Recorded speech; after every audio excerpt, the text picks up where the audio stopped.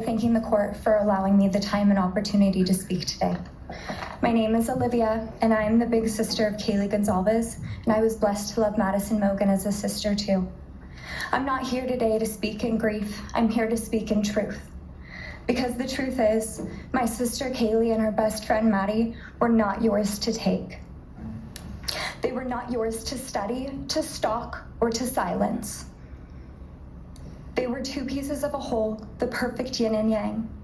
They are everything that you could never be.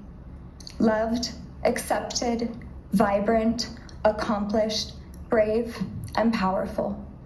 Because the truth about Kaylee and Maddie is they would have been kind to you. If you had approached them in their everyday lives, they would have given you directions, thanked you for the compliment, or awkwardly giggled to make your own words less uncomfortable for you. In a world that rejected you, they would have shown mercy. Because the truth is, I'm angry. Every day I'm angry. I'm left shouting at the inside of my own head everything I wish I could say to you. The truth about me is when I heard the news, I didn't cry. I listened for them. I promised them I would, that I would fight for them, that I would show up no matter what it cost me. I swore I'd never let them feel alone. Because you see, I've always been their heavyweight. I've always been the one to fight the battles they didn't feel ready to fight themselves. All it ever took was a call, and they knew I would handle it for them, no matter the time, no matter the cost. They could wave their white flag because they knew I would never back down, not for them, and not even death could change that. Somewhere along the line, I started to think about what I would say to them if I was given just one last chance. If I could gather enough heartbreak or love or sacrifice or whatever it took to get just one message across, what would I say? Throughout this entire process, I've written my feelings down at every moment, my wishes, my love, my denial, my anger.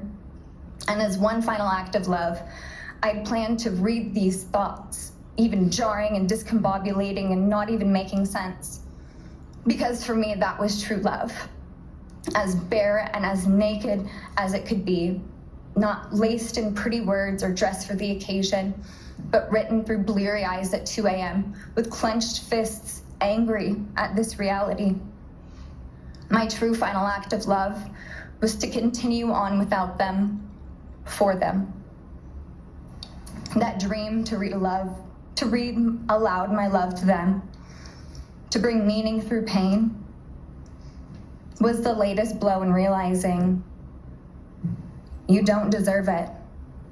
And Kaylee and Maddie don't need it. Kaylee and Maddie have always known my love, and they would never ask me to prove it by further victimizing myself to a defendant who has shown no guilt, no remorse, no apprehension.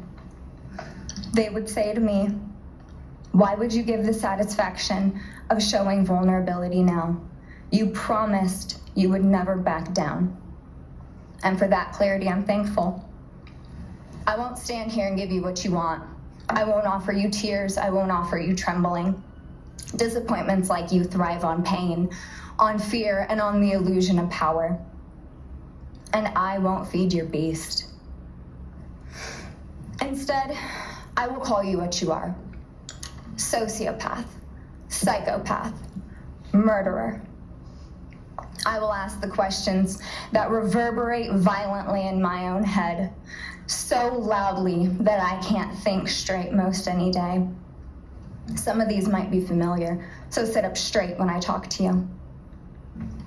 How was your life right before you murdered my sisters?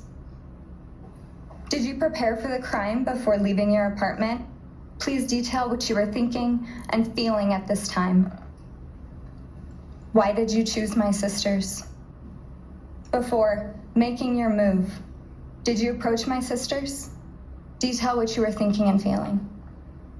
Before leaving their home, is there anything else you did? How does it feel to know the only thing you failed more miserably at than being a murderer is trying to be a rapper. Did you recently start shaving or manually pulling out your eyebrows? Why November 13th? Did you truly think your Amazon purchase was untraceable because you used a gift card? How do you find it enjoyable to stargaze with such a severe case of visual snow? Where is the murder weapon? The clothes you wore that night? What did you bring into the house with you? What was the second weapon you used on Kaylee? She owned the house. What were Kaylee's last words? Please describe in detail the level of anxiety you must have felt when you heard the Bearcat pull up to your family home on December 30th, 2022.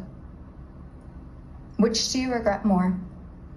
Returning to the crime scene 5 hours later, or never, ever going back to Moscow, not even once, after stalking them there for months?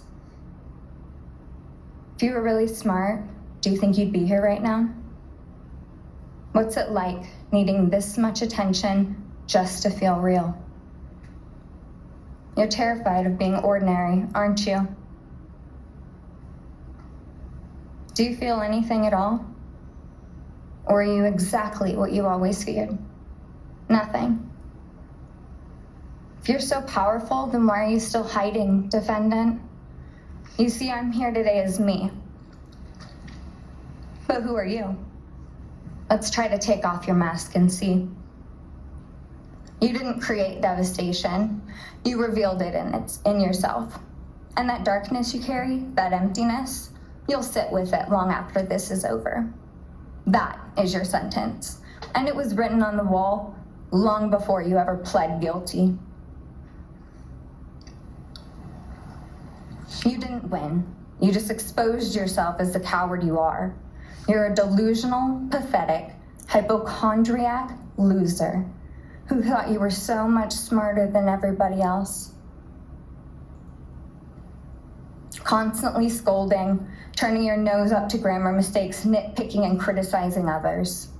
You wanted so badly to be different, to be special, to be better, to be deep, to be mysterious. You found yourself thinking you were better than everyone else, and you thought you could figure out the human psyche and see through it, all while tweaked out on heroin. Lurking in the shadows made you feel powerful because no one ever paid you any attention in the light. You thought you were exceptional, all because of a grade on a paper. You thought you were elite because your online IQ test from 2010 told you so. All of that effort just to seem important. It's desperate. There is a name for your condition, though. Your inflated ego just didn't allow you to see it. Wannabe. You act like no one could ever understand your mind, but the truth is you're basic. You're a textbook case of insecurity disguised as control. Your patterns are predictable. Your motives are shallow. You are not profound. You're pathetic. You aren't special or deep, not mysterious or exceptional. Don't ever get it twisted again. No one is scared of you today. No one is intimidated by you. No one is impressed by you. No one thinks that you are important. You orchestrated this like you thought you were God. Now look at you, begging a courtroom for scraps. You spent months preparing, and still all it took was my sister in a sheath. You worked so hard to seem dangerous, but real control doesn't have to prove itself. The truth is, the scariest part about you is how painfully average you turned out to be. The truth is, you're as dumb as they come. Stupid, clumsy, slow, sloppy, weak, dirty. Let me be very clear. Don't ever try to convince yourself you mattered just because someone finally said your name out loud. I see through you. You want the truth? Here's the one you'll hate the most. If you hadn't attacked them in their sleep, in the middle of the night, like a pedophile, Kaylee would have kicked your fucking ass. Thank you.